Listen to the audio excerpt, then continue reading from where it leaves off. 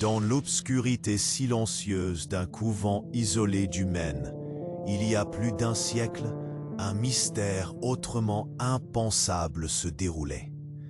Imaginez une communauté de 20 religieuses, dévouées corps et âme à leur foi, disparaissant sans laisser de traces. Au cœur de ce lieu, la Mère supérieure, figure d'autorité, qu'était non seulement la spiritualité, mais aussi un pouvoir inquiétant.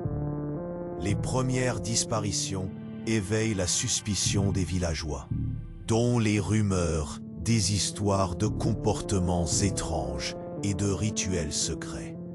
Pourtant, personne n'ose enquêter, emporté par le poids de la foi. Puis, des décennies plus tard, des archives oubliées refont surface, révélant des registres financiers troublants qui trahissent un réseau souterrain. Des enfants disparus, des soins médicaux dénoncés comme barbares et une corruption atterrante au sein des autorités religieuses. L'extrait d'une lettre d'un ancien novice, découverte par des chercheurs, évoque des expériences que l'on pourrait qualifier d'horreur scientifique selon les normes de l'époque. Nous avons prié, mais nos cris ont été étouffés par les murs de pierre calcaire, écrivait-il, révélant un voile de souffrance et de mélancolie. Les villageois, autrefois éblouis par la générosité du couvent, commencent à comprendre que le flux de miracles cachait des ténèbres profondes. Au fur et à mesure que des témoignages de survivants affleurent, la portée de cette conspiration commence à éclater. Des connexions avec des institutions religieuses voisines et des pratiques sordides de trafic humain montrent que cette maison sacrée était tout sauf. Les implications sont terrifiantes. Qui, en dehors de ces murs, accomplissent? Des découvertes archéologiques récentes laissent à penser que les secrets ne sont pas seulement enfouis dans la terre, mais aussi au plus profond des cœurs. Alors que la vérité émerge lentement, on retrouve les corps de ces religieuses, le sourire figé. Une insondable ironie se glisse dans l'air. Que s'est-il vraiment passé derrière ces arcs gothiques? Restez avec nous, car chaque nouveau développement soulève des questions encore plus dérangeantes sur cette tragédie oubliée. Alors que la lumière commençait à s'effriter sur le couvent, une tension palpable s'installait dans l'air. Les villageois s'étaient réunis sur la place, chuchotant, les visages marqués par l'angoisse et le besoin de vérité. Ce n'était pas seulement une histoire de religieuses disparues, mais une toile complexe de secrets tissés dans l'ombre. Les récits des survivants et les découvertes des chercheurs ne suffisaient plus à apaiser les esprits. Le couvent, autrefois symbole de bonté, se révélait être un lieu d'horreur. Au cœur de cette agitation, une jeune femme, Clara, émergea d'une ruelle étroite. Elle était visiblement secouée.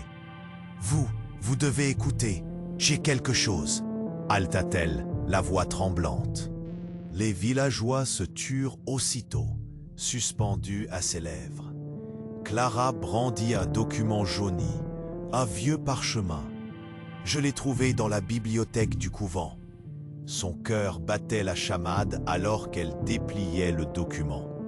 Les notes, griffonnées dans une écriture maladroite, parlaient d'expériences sordides. « Le traitement des âmes tourmentées », murmurait-elle. Les mots résonnaient comme une malédiction. Leurs prières ne suffisent plus et les médecins y sont intervenus. Ils ont fait des choses impensables. Ses yeux s'illuminèrent d'une terreur profonde. Des rituels de purification, des cérémonies secrètes pour extirper le péché. Les murmures de la foule prirent une tournure plus grave. Des souvenirs d'anciennes réprimandes, de novices évanouis pendant les vêpres, de cris résonnant derrière les murs de pierre calcaire. un tumulte d'imagination vive et d'angoisse. Tes mains se couvrirent la bouche. Tes regards se plièrent sous le poids d'une vérité insupportable. « Des enfants », ajouta Clara, tremblante. Les villageois frémirent à cette révélation. Des enfants ont disparu. Des jeunes filles qui venaient au couvent pour chercher refuge. Ils disaient qu'elles étaient possédées, mais ce n'était pas la vérité. Son souffle se fit court, l'angoisse se solidifiant dans sa poitrine. Elles étaient emportées pour être sauvées, mais elles ne revenaient jamais. C'était là que tout s'imbriquait, où la réalité fléchissait sous le poids d'un cauchemar à peine imaginé. L'aura de la mer supérieure, autrefois vénérable, prenait une allure singulièrement sinistre. Le poids des secrets et des complices apparut alors de manière inexorable. À travers les soupçons, les murmures autour de son nom prenaient la forme d'une menace. La foule ne savait plus qui croire. Certains murmuraient que la mère n'était pas seule, que d'autres dans la communauté religieuse savaient. Des personnalités influentes, même au sein du diocèse, avaient maintenu le silence. Des liens inextricables, un vrai réseau de dissimulation, une ambition de pouvoir qui semblait dévorer tout sur son passage. La tension monta d'un cran lorsque Clara relut le parchemin, révélant une alternative.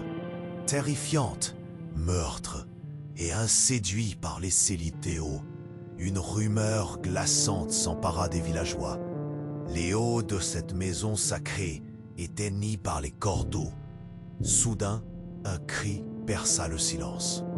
Une silhouette émergea des ombres, haletante, les yeux écarquillés. « C'est vrai, j'ai vu !» crièrent-ils. Une ancienne sœur qui avait quitté le couvent des années plus tôt s'effondra au centre de la place, le visage marbré de peur. La mère a conduit les rituels. Je ne pouvais pas rester.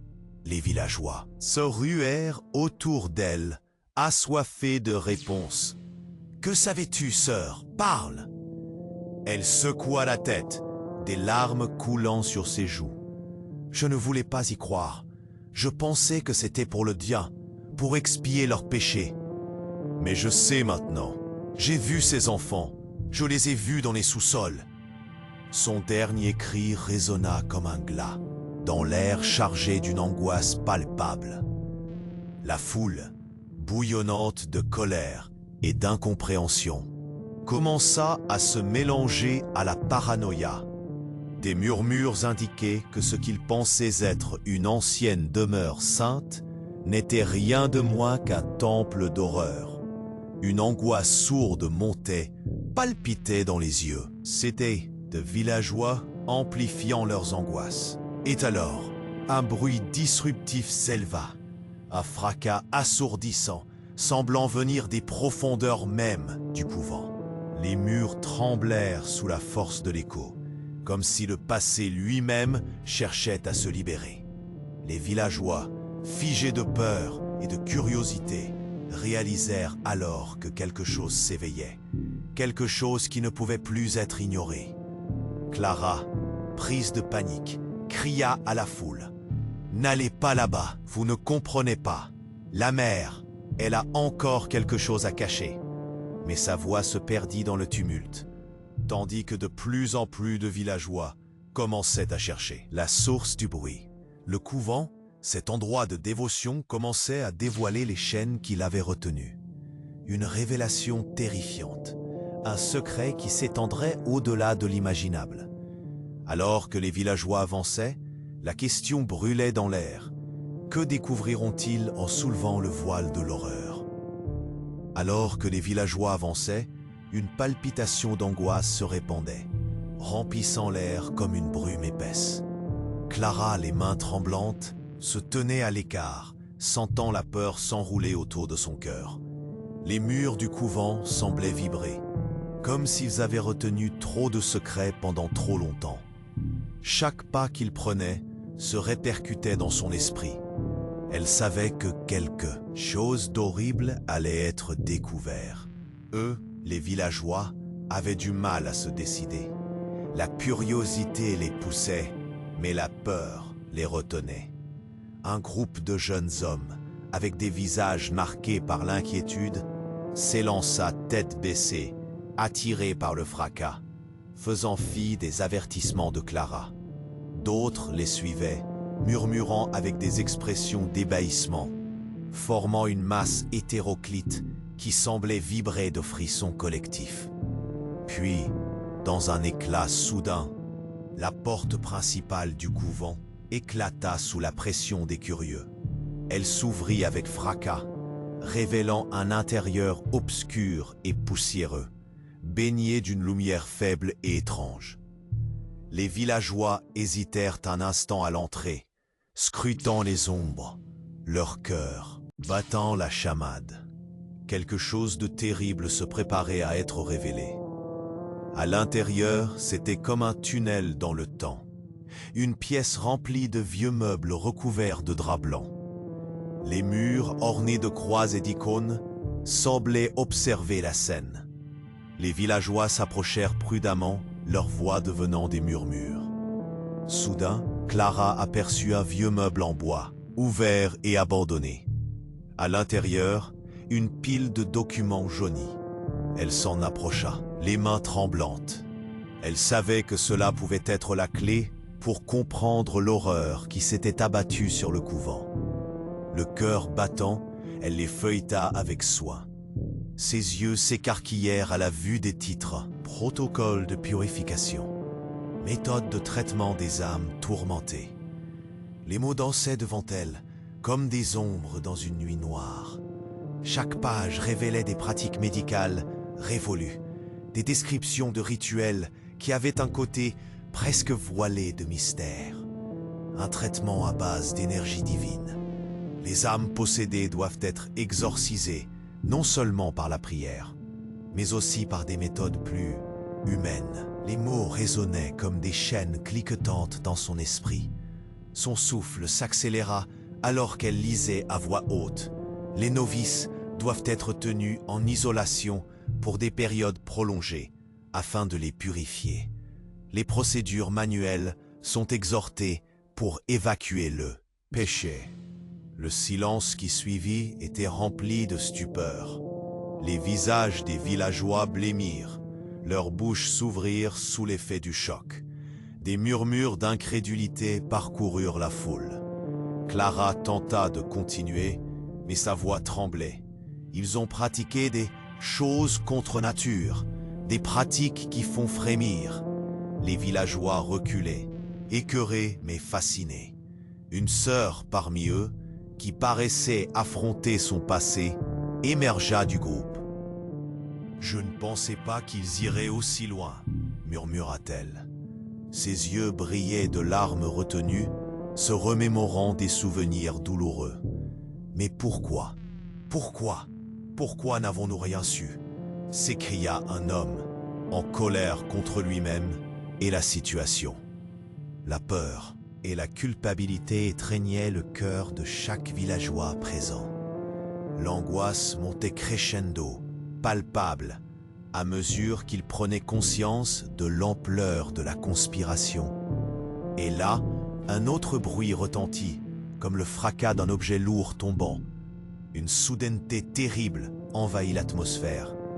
Tous se tournèrent vers l'origine du bruit, la foule se contractant, les visages devenant blêmes. Une lourde trappe en bois, dans un coin sombre, s'ouvrit lentement, grinçant dans un fracas horrible qui sembla faire trembler le sol sous leurs pieds. « Qu'est-ce que c'est » demanda une voix, tremblante d'incompréhension.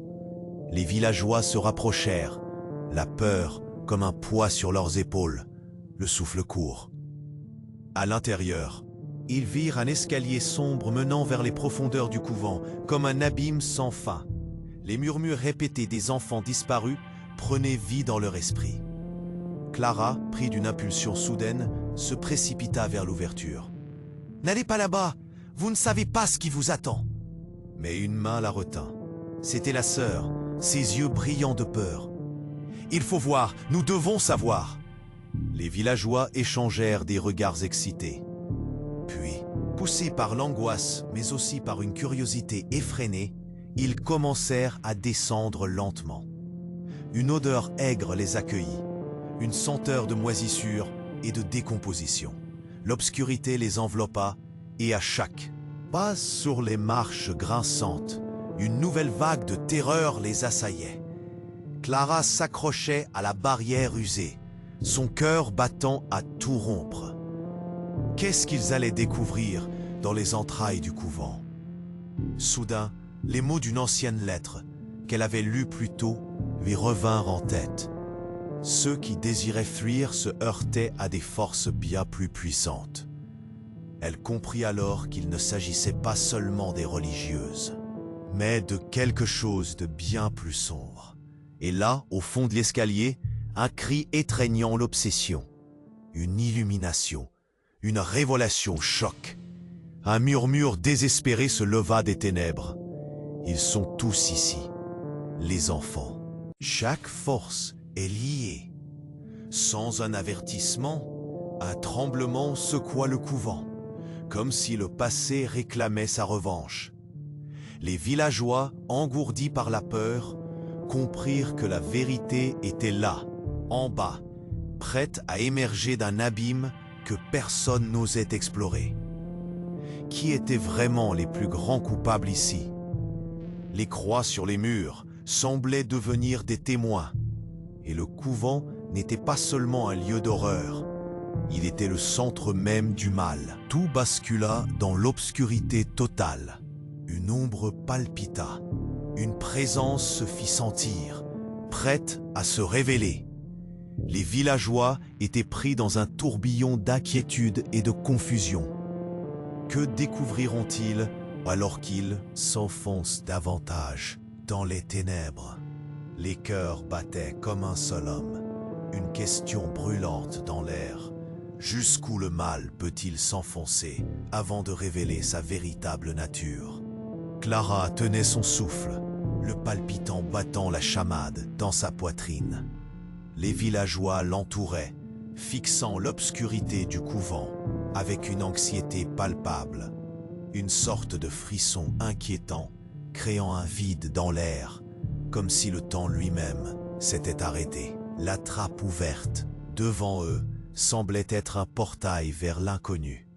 Personne ne savait exactement ce qui les attendait en bas. Alors que la première personne descendait lentement les marches grinçantes, un air lourd de poussière et de moisissure s'éleva.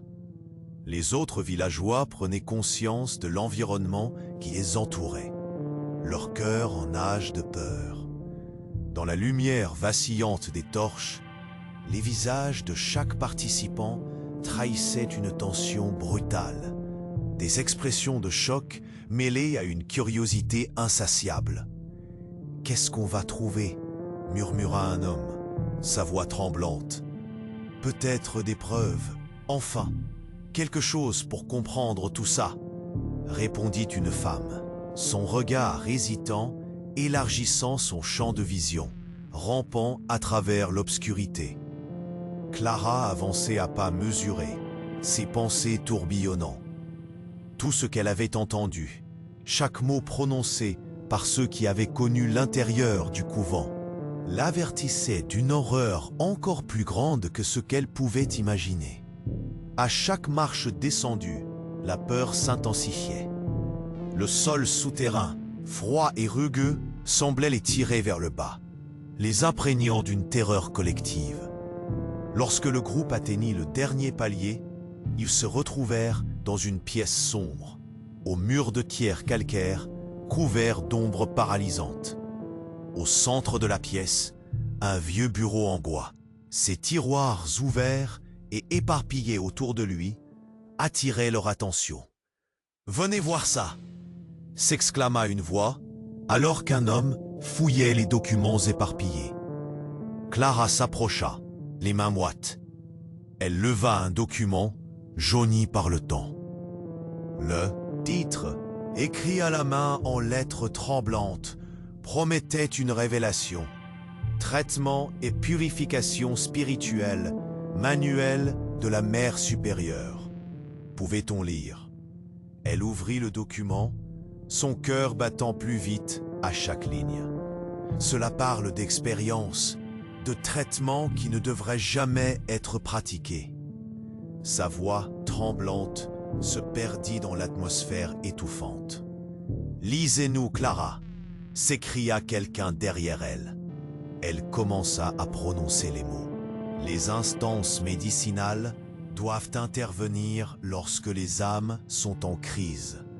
Les novices sont isolés dans les caves pour éviter la contagion de l'hystérie.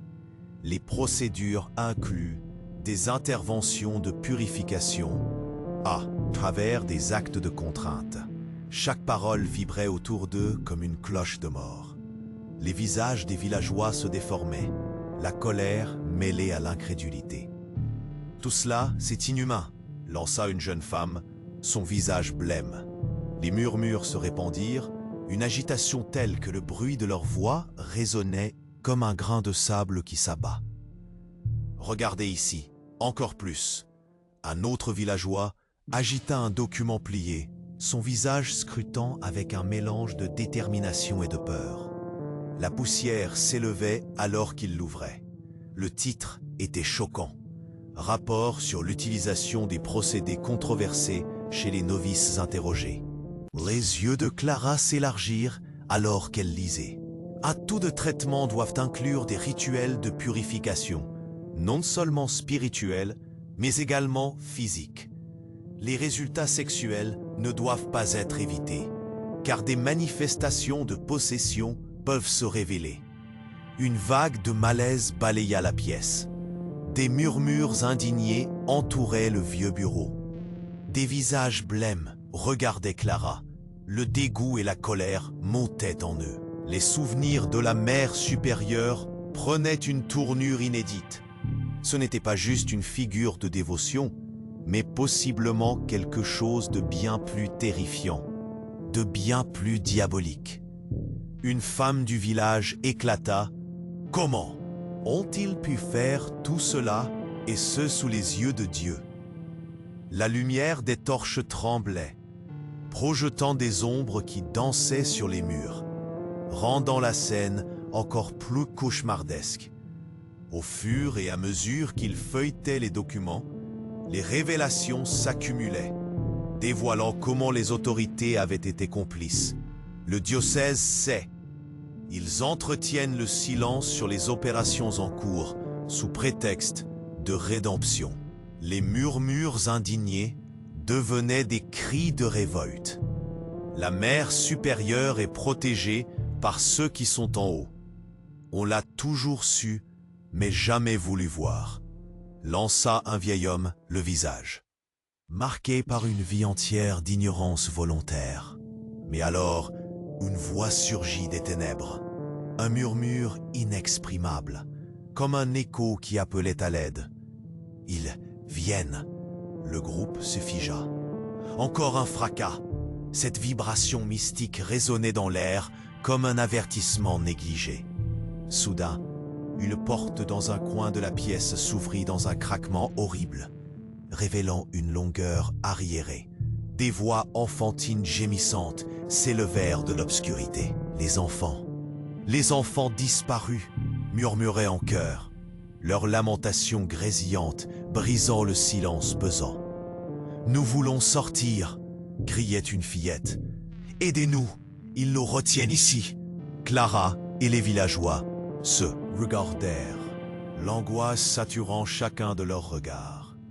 C'était comme si toute la souffrance d'années de secret cousinait dans cette demande presque désespérée. Les enfants, piégés au plus profond du couvent, devenaient les témoins vivants de l'horreur. Ce qu'ils allaient découvrir, là-bas, au seuil de cette obscurité, ne serait peut-être pas seulement la vérité sur le couvent et la mère supérieure. Cela pourrait coûter bien plus cher. Leurs cœurs battaient ensemble dans l'angoisse collective. Mais le noir sous leurs pieds, le bruit des pleurs, un sentiment de désespoir croissant s'emparait d'eux. Clara, mal à l'aise, comprenait que rien ne serait plus jamais comme avant. « Allez-vous oser descendre ?» demanda-t-elle, sa voix étouffée par l'effroi. Un silence lourd pesait sur la pièce. Les enfants continuaient de pleurer et un froid glacial enveloppait l'air. Alors que les villageois s'énervaient et débattaient, l'écho des rituels passés les hantait et un dernier cri s'éleva des profondeurs. « Sortez-nous d'ici, avant qu'il ne soit trop tard !» Cette ultime supplication résonna comme une menace, une promesse de découverte et de terreur inimaginable. Qu'allait-il trouver au fond de ce gouffre, dans ces ténèbres reposant sur des histoires de souffrance et d'horreur? Et si ce qu'il découvrait était au-delà de leur pire cauchemar? L'angoisse et l'excitation firent bouillonner leurs réflexions. Qui ou quoi restait encore à découvrir dans cette lutte contre le mal caché, contre leur propre ignorance? Clara sentit son cœur s'accélérer. Les murmures des enfants, leurs supplications désespérées, résonnaient au fond de son esprit, réclamant une réponse. Elle savait qu'il devait agir, mais l'angoisse brûlait dans sa poitrine. La lumière vacillante des torches dans la pièce créait des ombres dansantes sur les murs de pierre, comme si les secrets eux-mêmes étaient sur le point de prendre vie. Les villageois se regroupèrent, le regard fixé sur la porte qui venait de s'ouvrir, laissant échapper les cris des enfants. Leurs expressions étaient tendues, des visages d'angoisse mêlés au désir de vérité. Clara s'approcha de la porte, l'incertitude la paralysant. Elle se retourna, apercevant des visages blêmes, chacun partagé entre la peur et la détermination. Soudain, un homme de la foule, visiblement en colère, s'exclama. « On ne peut pas les laisser ici, au risque de découvrir ce qu'ils cachent. Il faut agir, pas maintenant, pas encore. » Clara hocha la tête, mais avant qu'elle ne puisse répondre, un bruit résonna à l'extérieur du couvent, comme un lourd fracas de porte qui s'ouvrait avec force. La tension monta d'un cran. Les villageois se turent, leurs visages se tournant vers l'origine du bruit. Le silence s'installa, lourd, presque palpable. Un flot d'émotions traversa la pièce. La lumière des torches se reflétait sur les visages, créant des ombres qui accentuaient la gravité de l'instant. Un homme avança, attiré par le bruit, s'approchant des escaliers sombres qui descendaient dans l'inconnu. « Je vais voir ce qui se passe », dit-il d'une voix tremblante. Clara ressentit une vague de panique l'envahir. « Attendez, ne partez pas seul !» Mais déjà, il avait disparu dans l'obscurité. Le reste du groupe hésita, le regard fixé sur l'escalier. La tension était telle qu'elle pouvait se toucher. Puis, sans prévenir, une ombre surgit des profondeurs du couvent. C'était une silhouette, se déplaçant rapidement. Les villageois retinrent leur souffle. Clara, le cœur battant, fut sur le point de fuir lorsque la silhouette se dévoila. C'était un jeune garçon, l'air effrayé, les vêtements sales et déchirés. Il s'effondra au sol, la respiration haletante. « Ils vont venir !» haleta-t-il, le visage blême. « Ils m'ont trouvé !» Une frayeur indescriptible traversa la pièce. Clara s'agenouilla à côté du garçon, son regard angoissé. « Qui est-ce qui va venir ?» Le jeune garçon d'une voix cassée balbutia. La mère, elle sait. Elle a dit que ceux qui troublent le couvent devaient être punis. Chaque mot était une morsure dans la chair. Les murmures étouffés de la foule devinrent une cacophonie de préoccupation. Punir? Qu'est-ce que cela veut dire? Demanda une femme, une lueur d'inquiétude dans les yeux. Elle a toujours eu le contrôle. Ceux qui partent, ils ne reviennent plus. Il les envoie dans les couloirs souterrains. Je suis le seul. Ses yeux remplis de larmes se mirent à chercher de la compréhension. La découverte d'un tel désespoir devenait insupportable. Des couloirs, souterrains, répéta Clara, le roulement des mots résonnant dans l'air. Qu'est-ce qui se passe là-bas? Raconte-nous tout. Les enfants. Nous étions des enfants, à l'intérieur. Il y a des rituels, des Chris. Ils veulent les purifier. Mais c'est autre chose. Ce n'est pas l'amour, balbutia le garçon, la voix tremblante, comme s'il avait libéré une vérité maudite. Les villageois échangèrent des regards horrifiés. Des rituels de purification, encore? Murmura une sœur, le visage blêmissant. Comment cela peut-il être vrai? Il y a des livres, des documents, tout dans le sous-sol, continua le garçon, le ton devenu aigu. Il parle d'expérience, de traitement contre l'hystérie. La mère supérieure le sait. Tout. Clara se releva, transportée par la peur et le besoin de vérité. Montre-nous où sont ces documents. Elle savait que tout se jouait maintenant. Si ce qu'ils disaient était vrai, cela pourrait changer leur compréhension de l'horreur à laquelle ils faisaient face. Le garçon se contenta de hocher la tête. Il faut faire vite, avant qu'ils ne viennent. Sans hésiter, le groupe le suivit rapidement dans les couloirs sombres, traversant des passages à peine éclairés. Chaque pas résonnait avec un poids nouveau, le souvenir des enfants disparus, emplissant l'air. Clara sentit une intensité de peur croissante, une détermination à percer le mystère. Enfin, ils atteignirent un endroit marqué par des inscriptions anciennes, à l'écart des yeux indiscrets. « C'est ici !» chuchota le garçon, se penchant sur une trappe cachée. Là où il cache la vérité. Clara souleva la trappe avec effort, révélant un passage sombre. La lumière vacillante des torches dehors s'estompa lentement. L'odeur de moisie et de décomposition était écrasante. Elle prit une profonde inspiration avant de descendre.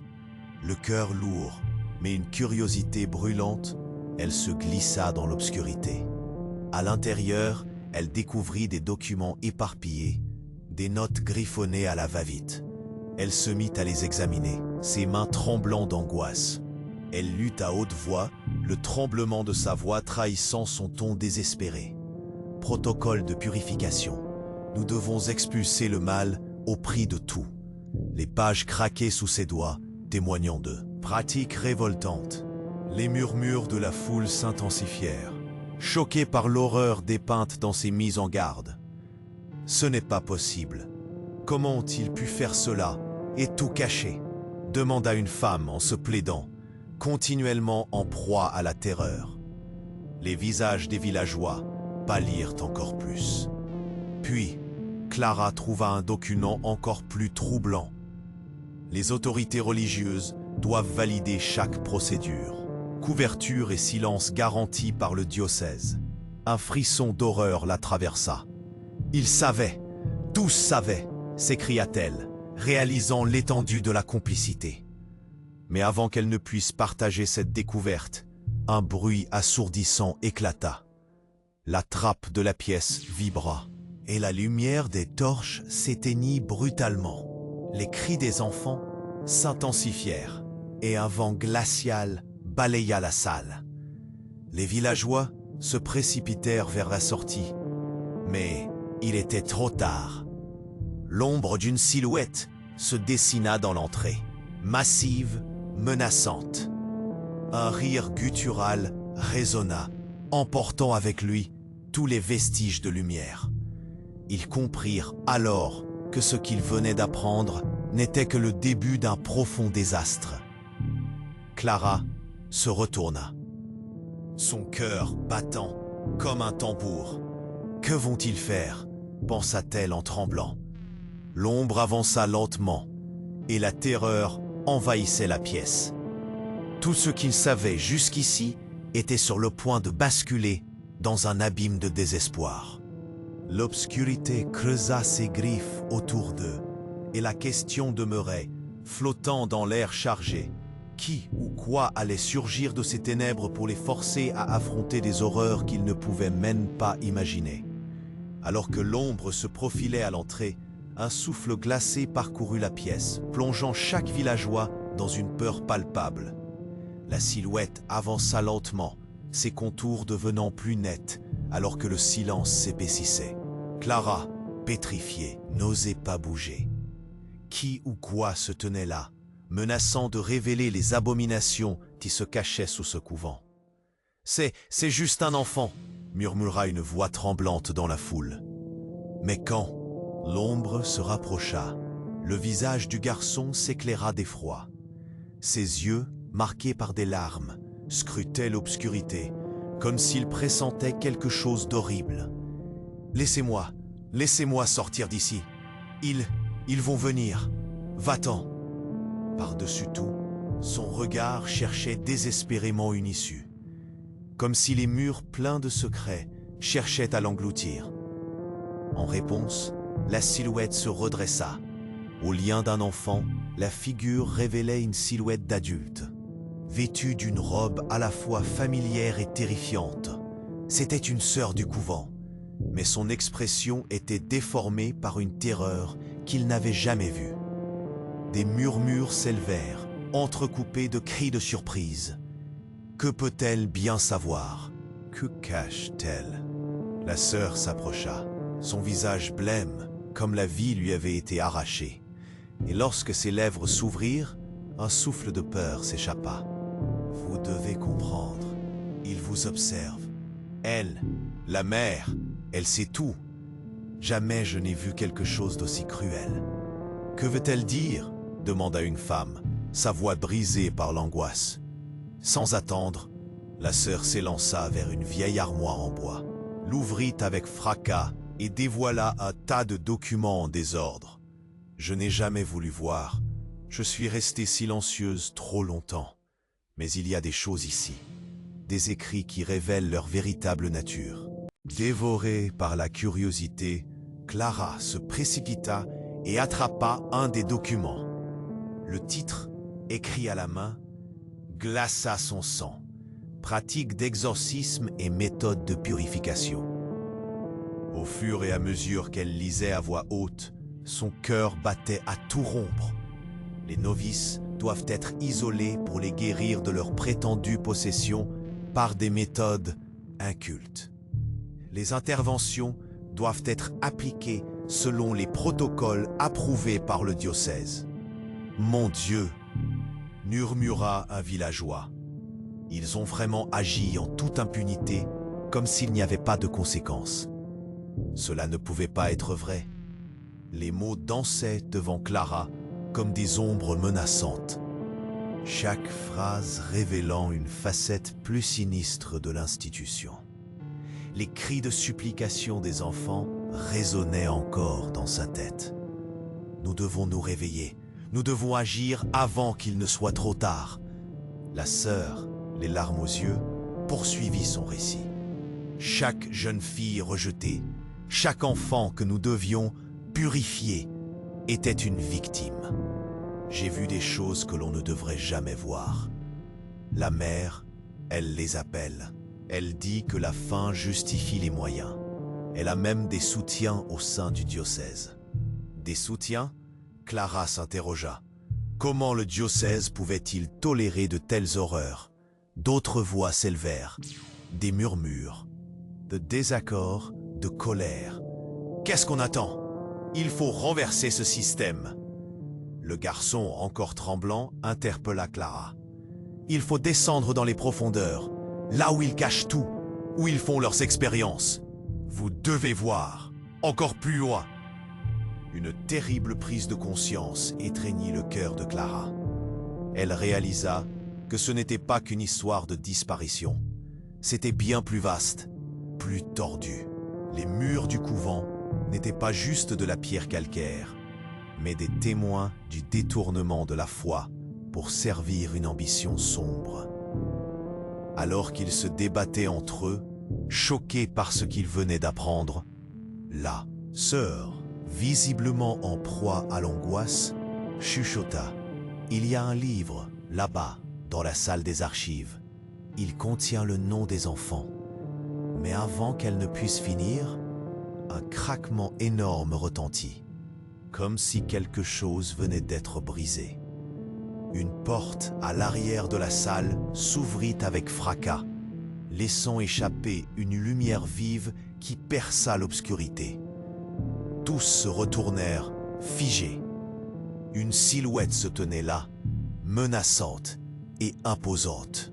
L'ombre était si grande qu'elle semblait engloutir la lumière jusqu'à ce que la figure surgisse finalement dans le champ de vision. C'était la mère supérieure elle-même. Les villageois, paralysés par la peur, comprenaient pourtant qu'à ce moment précis, tout serait révélé. Elle les scrutait d'un œil perçant, son visage masqué d'un calme glacial. Les murmures de la foule s'étouffèrent sous son regard autoritaire. « Je vous avais dit de rester à l'écart, mais vous ne comprenez pas encore. Vous allez tous payer pour votre curiosité. » Dans un dernier élan de détermination, Clara se leva, son cœur battant à tout rompre comme un dramelin furieux. « Nous savons ce que vous avez fait. » Le choc dans l'air était palpable. Tous avaient un même frisson d'horreur. Mais la mère supérieure ne recula pas. Et juste à ce moment-là, une autre silhouette apparut dans l'ombre derrière. Elle, une silhouette qui fit reculer le groupe d'un pas. Leurs expressions se figèrent dans l'effroi. C'était une autre religieuse, mais elle avait l'air différente. Son regard était vide, son sourire trop large. « Vous ne devriez pas être ici », murmura-t-elle d'une voix douce mais sinistre. Ce que Clara ne savait pas encore, c'était que cette dernière apparition changerait totalement la donne. Leur pire crainte allait se réaliser d'une manière qu'ils n'auraient jamais pu imaginer. La présence, l'écho des enfants perdus et des secrets enfouis dans ce couvent les enveloppait de plus en plus. La mère ajouta d'une voix moqueuse: « Vous voulez savoir tout ce que nous avons fait. Ja, il est déjà trop tard. » Chaque mot résonnait comme un coup de poing. La vérité à peine révélée serait, à cet instant, quelque chose qu'ils n'étaient pas prêts à affronter. Les murmures inquiets de l'assemblée se transformèrent en panique. La tension monta d'un cran, des cris de terreur éclatèrent. Le pouvoir de la mère supérieure était réel. Une clarté nouvelle émergeait, mais elle était empreinte de désespoir. Alors qu'ils reculaient, incapables d'escaper l'emprise de cette réalité, l'ombre d'un plus grand mal se profilait dans les ténèbres. Et Clara sentit que ce qui allait se produire marquerait un tournant terrible, un choc dévastateur. Dans cette situation déjà désespérée, tout touchait à sa fin, mais il n'avait encore rien découvert des secrets les plus sombres, qui dormaient profondément, attendant le moment opportun pour émerger. Clara, les mains tremblantes, faisait face à la mère supérieure, une figure qui était à la fois une autorité respectée et un symbole de terreur. Les villageois paralysés par la peur et la confusion observeraient avec des cœurs battants cette confrontation fatidique. Dans l'obscurité pressante, le poids des secrets semblait alterner avec une anticipation glaçante. « Qui êtes-vous pour juger ce que nous faisons ici ?» La mère supérieure lança, sa voix autoritaire résonnant dans l'air, tranchante comme un coup de fouet. Mais il y avait quelque chose de troublant dans son regard, quelque chose qui suggérait une panique sous-jacente. « Nous savons ce que vous avez fait », lâcha Clara, sa voix forte. « Nous savons ce que les enfants ont souffert ici, ce que votre couvent a caché derrière ces murs de pierre, les traitements, les souffrances, vos rituels inhumains. »« Rituels ?»